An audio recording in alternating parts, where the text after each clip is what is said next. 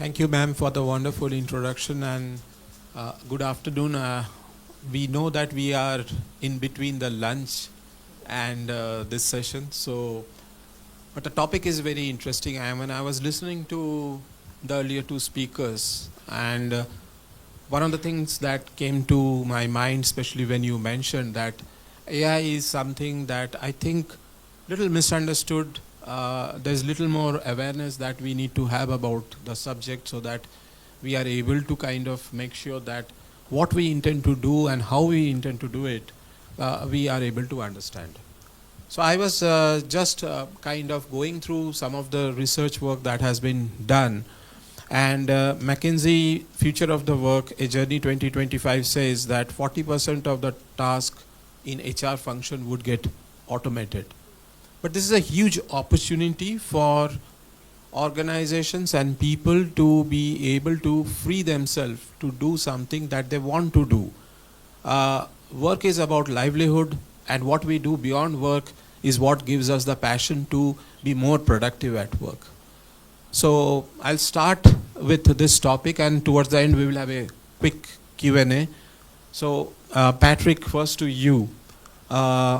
What is your thought on the subject that AI would be able to free up time where people would be able to pursue passion, and especially the younger generations and generations that are not so young, they would be able to kind of be part of the workforce, because that's also a very important aspect.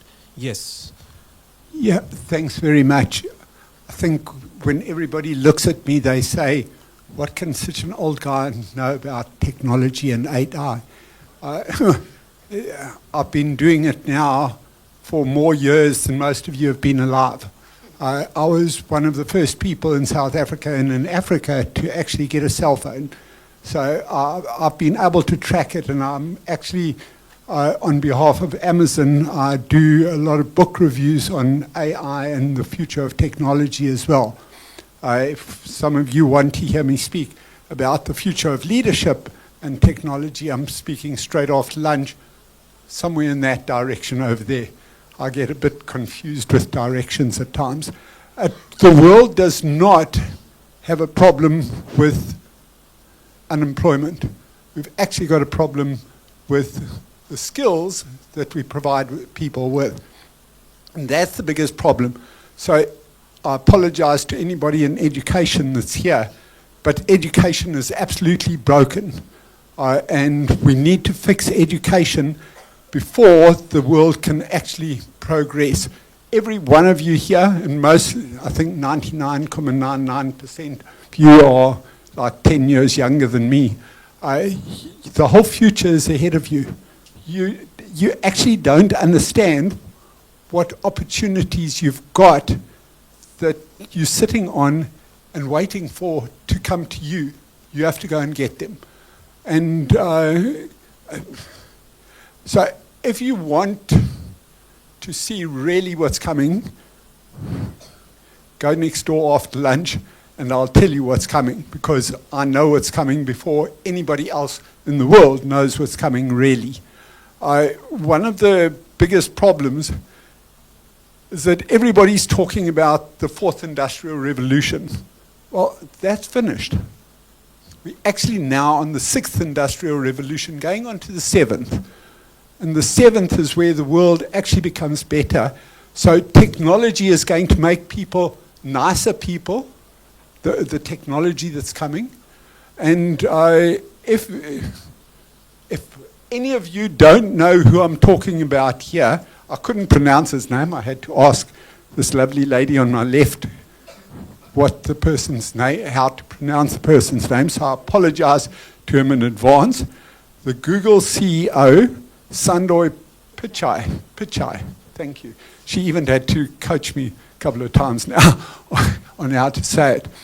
What he was saying is that quantum computing is already here and it's ahead of AI as well. And that's what's going to change the world hugely going forward. And it's the next big leap.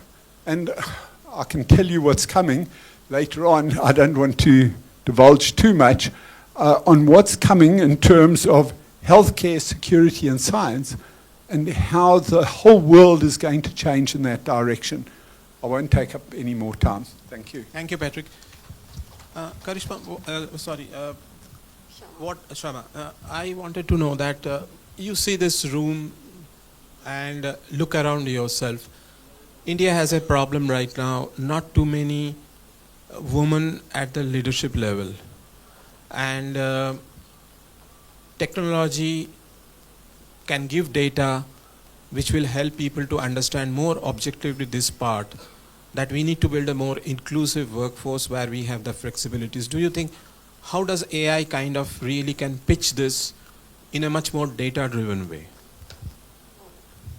So it's a very great question. First of all, like we can also, witness in the today's corporate that, not many females are there when it comes to the representation part on the boardroom, right? So what AI can help is that, when you're hiring, right, the hiring practices are highly influential, they get biased, right? There are chances that, there might be effects like, which is subconscious notions or, perceptions that how a lady can perform or not. So all these things do happen when, the hiring takes place manually, right? That I look at this CV, I like it, I take it forward for the next level. In case I don't like it, I'll just take it back. So it's a lot of biasness, perceptions that builds into the entire the process of the recruitment. So what AI helps in the entire process is by, working over those biases, looking just at the merits, skills, qualifications that a person has, irrespective of the gender, and that way ensuring that even if there are two good candidates and if a female is there who is more meritorious, she gets the seat at the table, right? Which she might not have gotten because of, the person who is hiring would have thought it otherwise. So that's where, the AI can play a very big role in ensuring that the recruitment processes are in place. They are, trained well. The AI algorithms are trained well with the help of relevant data so that you are able to remove those biases. You are able to, do away with the, any issues that a person might have with the thought process, right? So with that, with well trained on the representative data, the AI can look into it, get trained on those matrices, and then ensure that, the recruitments happen without any, favoritism, any preconceived notions, and that's where the females can also get a higher chance and a representation at the table. So that's my thought about it. So do you think that this data would make sure that it is so evident those biases are there out there, so when large recruitment firms like Mr. Shukla is standing over here, they send the data to you, you would be able to kind of take a decision? Yeah, absolutely. See, AI's job is to give you a data in a more refined manner, in a more subtle manner. Eventually, you have to look into the data, right? When you are making the decision, when it comes to the recruitment, you get the candidates who are on the merits, right? Who are ranked on the merits, like the skills versus the JD. This ranking does happen, right? So when I'm looking at the ranking, I'll look into it, right? And when I have a certain diversity based hiring goals, I'll ensure that if a female and a male both are equally meritorious, but if I have to ensure a proper gender ratio, I will prefer a female candidate, right? So that's where the human intelligence comes into the picture, and it is supported by an AI. Thank you. No problem. Toma, you come from a much more younger generation and from a continent which is rising very fast. How do you feel that AI is making sure that when we talk about this entire aspect of how many hours people are actually putting into work, is not the core issue, but the core issue is how do we build capability through AI? So what are your thoughts on that? What AI can do in building capability in countries and economies which are transitioning fast on the scale? All right, thank you, and of course, good afternoon, everyone. I think that one of the things that we have to do is people accepting that the world has changed, and we must also change in that direction. I think if you ask anyone to say if there's any time to be alive, any time to live, and you don't know what race you would belong to, you don't know what your gender will be, what the family you will be born into would be, I think most likely you pick to live now rather than live years ago. There's a lot that's changed in the world, and then people must be able to embrace that. I mean, of course, with reference to Africa, Africa has a population of about 1.4 billion. And then if you think about that, majority of that population is young. Sometimes I think that even within Nigeria, majority of the Nigerian population, 40% is under 15 years old. So if you look at how a lot of people will come into the workspace, into the corporate environment in the next few years, you can tell that if we don't begin to harness, I mean, it's talked about education a moment ago, start to embed a lot of these conversations about technology, AI into education and help people get into the workspace already prepared for a lot of the things that would happen. I mean, of course, also referencing the conversation about helping people to do work smarter and probably faster. I think the last speaker sort of mentioned that to say, I mean, years ago, if you are doing a pitch deck, or you're creating a PowerPoint presentation, it probably takes days before you're able to get a presentation. Within 20 minutes, you can actually come up with something with artificial intelligence, Gen AI, and then be able to come up with something. And that has reduced how much people spend to sort of get work done. That also has increased creativity. In the ballroom earlier today, someone said in 2020 X, which is X is yet to be determined, it is sure that it would be irresponsible for anybody not to consult HR before doing anything. And that's really the way that people should be primed to think about these things. There are ethical concerns, and I'm sure that we'll probably touch on that at some point. But I think that more importantly is that people should embrace that. The younger generation should be taught that there's so much power that this can do. I mean, there are the fears about jobs being lost and all of that, but I think that more importantly is what can it do for us? And I mean, we've seen, I use AI a lot, and a lot of the work that I do currently is, helping organizations with corporate strategy and all of that. Before I think of anything, I want to sort of consult HR. It helps with creativity. You're able to sort of mix that with the human intelligence, and then be able to sort of come up with something significantly of higher thought. So that's what I think. Yeah. You brought out a very pertinent point that in future HR is going to become much more an influencer in organization and society and connecting everything. So my question to all three of you, and starting with Patrick, is that how does HR make sure that the right communication goes to the people in the organization so they do not misunderstand what is intended for them? They are able to absorb and kind of see it in the right way. Sure. Have we got another 3 hours ahead of us? I think we need about 3 hours for this discussion. HR, if HR isn't trusted, and it's all about ethics, and it's all about the future of work and all that, is HR, just put up your hands quickly, who's in HR here? Oh, less than I thought there would be. So about 20, maybe 25% of the people here are in HR. And so if you are in HR and you aren't ethical, you're not trusted, and you're sitting on the amount of data that people have in HR is absolutely frightening. My organization sits on about 2 to 3 billion rows of data. 10 years ago, if you had told me that, I'd have said, can you share some of that green stuff that you're smoking? Because you have available all the means to be able to do everything. You've probably got engagement surveys that you can lean on. I think the lady in front of me here, sorry, I can't remember her name, but she was talking about employee engagement. And one of the biggest problems, so who here thinks that employee engagement does not serve a purpose on the future of technology and AI? Anybody here? Okay, so at least you're not smoking green stuff. That I can tell you right now. Because if I said to you, which country or which, let's make it bigger, which semi-continent part of the world that has a couple of billion people living there, which one do you think is the worst at taking on AI, as they people call it?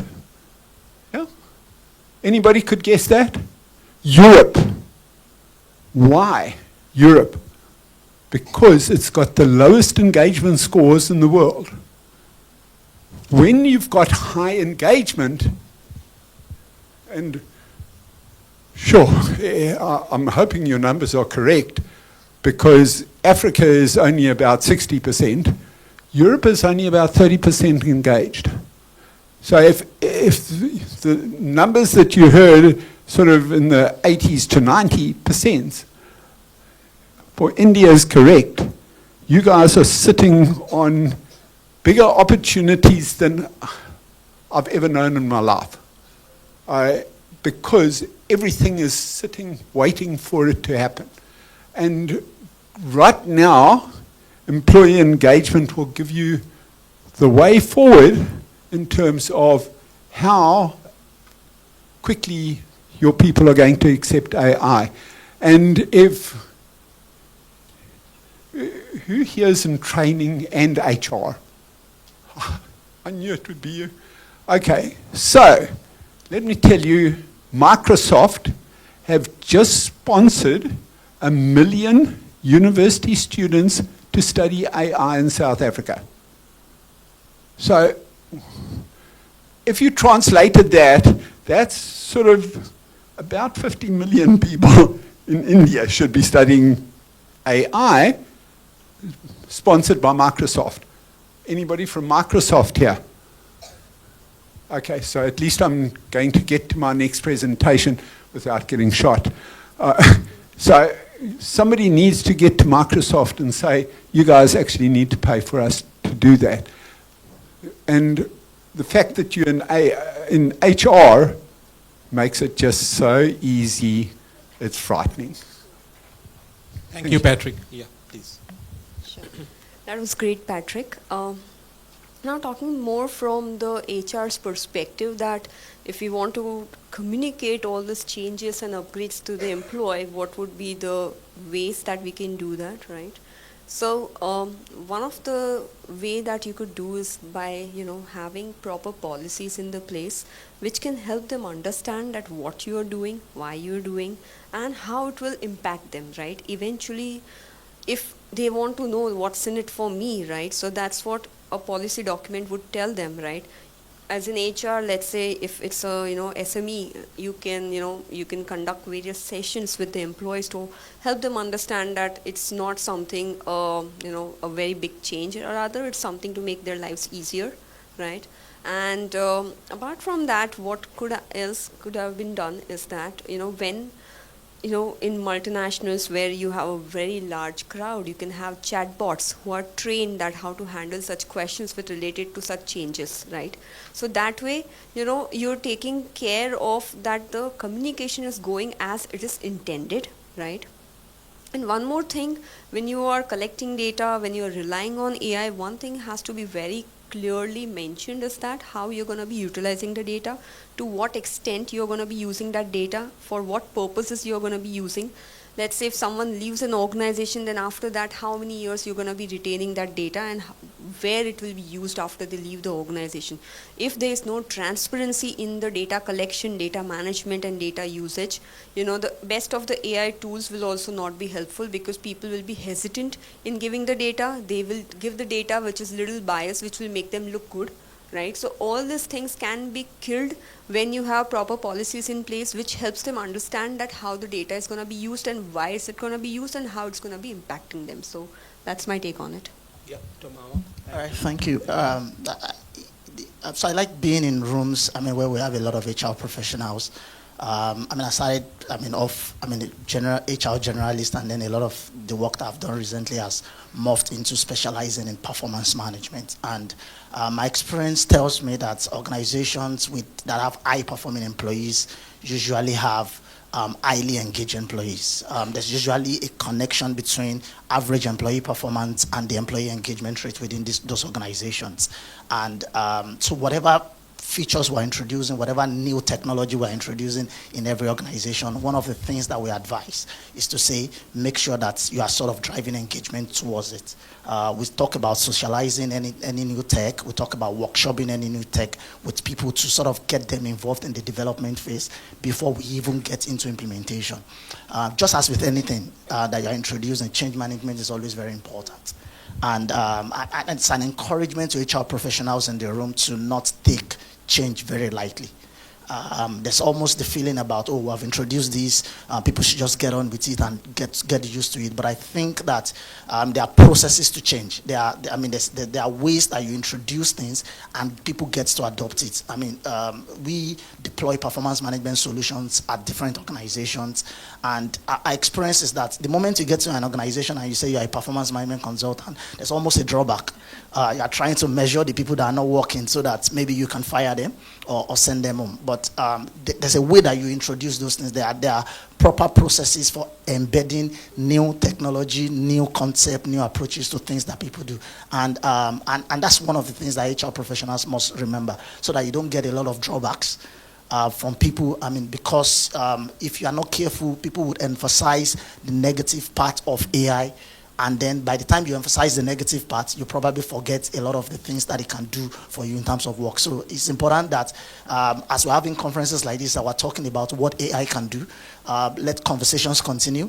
Organizations should be very invested in getting engaged employees. In fact, what I say is that we need to have a 90% benchmark for employee engagements in organizations for success at the end of the day. Thank you. Nice. I'll now come to a point which all three of you have touched upon, and especially you, Patrick, about engagement. Currently, I'm doing my PhD on a topic which is very different. It is how does gymming, sports help increase productivity at work? And one of the things that part of that research that I figured out is the engagement levels are falling globally. And what I mean by that is you see this, a lot of young people over here, they are now more tech savvy rather than being socializing. So there has been a drop in the emotional intelligence level, the social skills level.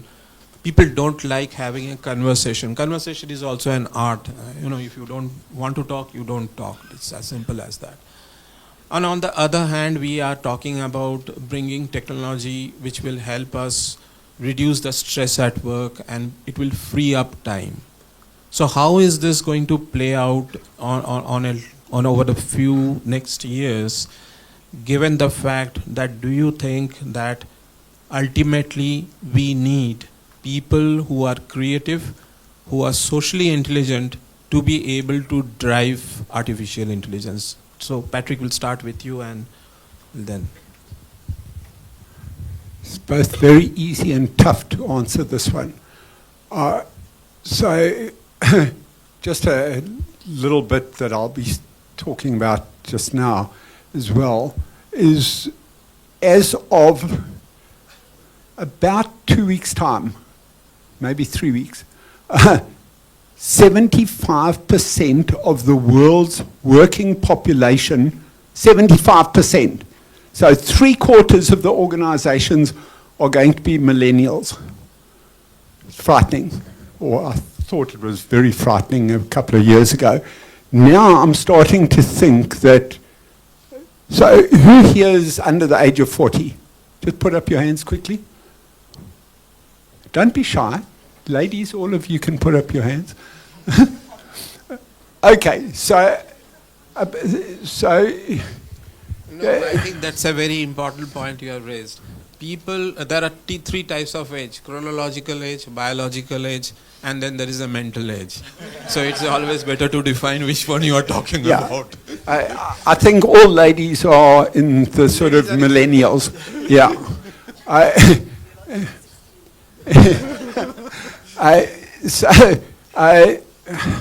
at the end of the day, you are here to save the world, actually. But it was mentioned earlier on about change management. And at the end of the day, it's going to be almost like looking at yourself in the mirror every morning and saying, can I make a difference? I'm past it now. I don't have to worry anymore about trying to change the world. My job is to educate the world on what's coming and what's available to you as well. And all of you in this room are sitting on a gold mine of what's coming and the future of technology. It is going to make your lives better. I guarantee you. There's no question about that. The only thing that you're going to have to get used to, and it's where HR is going to have to be very careful about change management. And we're busy changing a country in Africa at the moment, an entire country, from being sort of in the 1920s to the 2040s, probably. And it's one of the smaller countries in the whole continent. And what I'm seeing is this absolute resistance to technology, let alone AI. And change management is starting to make an impact in that area. Because, guys, you people sitting here, don't underestimate how scared people are of what's coming. Because jobs are going to reduce in terms of the time that you're going to spend at work. Don't worry, your salaries won't change, at least I don't think so. But you will be working 3 days a week probably going forward. That is almost guaranteed. But technology will do the rest for you.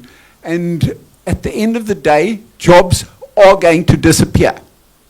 But there will be more jobs in the world, like 30% more jobs available. Do we have the skills? You people in HR, that is what is coming for you.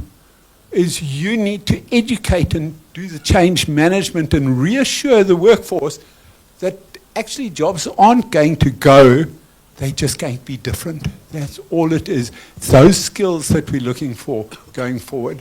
Please don't underestimate change management and keeping people informed. Millennials want communication all the time, on time, all the time, ongoing as well. And don't think that talking is communication. It's one small aspect of communication. Yeah, wonderful. Yes, please. So Patrick has really put it very beautifully about the entire thing, right? So it was, when you spoke about your PhD topic, it's very interesting, right? And how I look at it is that when you are, working out, you have a lot of estrogen going in your body. That makes you a happy person, which automatically reflects in the kind of, work life that you are having, not the balance, but how you are at the office, how you are at home.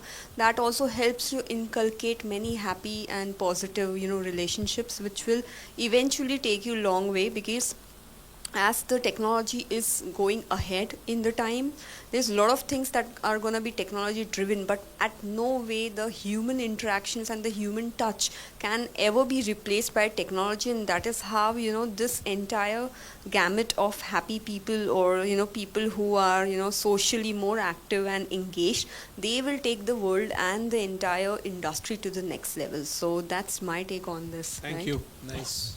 Yeah, I think it's good I'm speaking last on these things. I mean, it looks like she's covered a lot of things I was going to say. But let me just say that happy people make a happy workplace.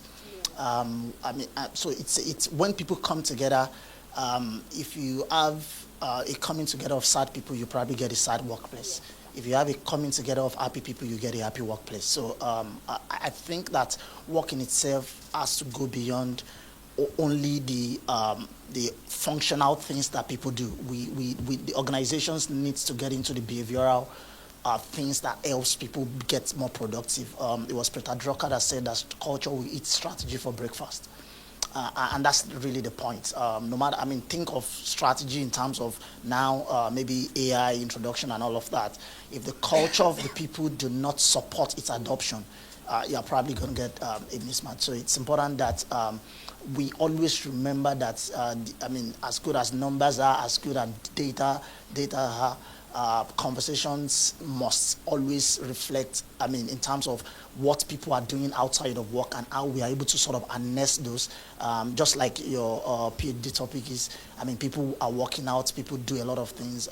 We have organizations in Africa, in Nigeria, that have introduced aerobics and all of those things probably in the morning before even people get into the work that I saw. And you can see the energy that comes out of all of that, and then be able to sort of propel the organization into whatever it would become. So I think that's important. It was wonderful hosting all of you. Pleasure talking to you. Any questions? We can take one or two probably. We have little time now. I think we are done. Thank you so much. Thank you.